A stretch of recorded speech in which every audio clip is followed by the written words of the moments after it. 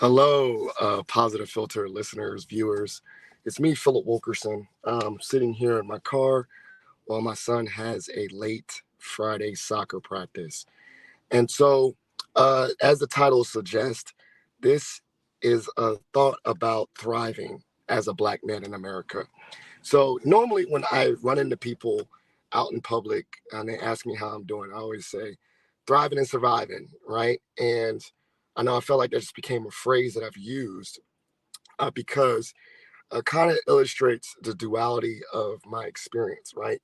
I'm not absolutely in misery or suffering, but I'm also, you know, happy, right? And so I think that throughout my day or throughout my life, it's opportunities to, survive and get through tough times and struggles and obstacles, but also an opportunity to thrive and feel like I'm doing well and living in my purpose and feel respected. And so this week is the Congressional Black Caucus Week. And by happenstance, one of my colleagues at George Mason was able to get me invited to Gallup, where uh, we listened to a report by the Payne Center for Social Justice. And the report was about Black thriving in America. And with that, they shared studies that they did a survey that 52% of African Americans in America indicate that they're thriving, self reported that they're thriving.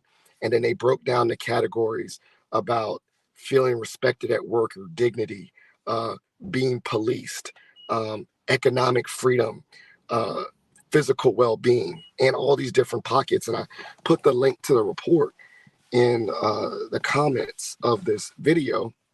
And for me, it was just really helpful to see how other people in America feel that they're doing well based on all those categories. Like, do I feel respected at work? And how yes or no indicates your feeling of purpose and dignity in your profession. And I could check that box. I do feel like I'm respected at work. Do I feel like I've had any over policing? No, but I know others have. There was another one is, can you indicate in recent times where you've had a discriminatory interaction? And I can say yes, within the year, but it didn't stop me from feeling good about myself. Um, you know, and one of the things that um, they said was that also, even with marginalization and systemic barriers for certain people, that a sense of community, that there's beauty in the struggle, that being resilient is like a badge of honor and pride. And I felt that, surrounded by like the history of why I'm here or what my ancestors went through. As I understand injustice and how it's unfair, at the same time, it gives me a lot of strength for today. It makes me feel resilient.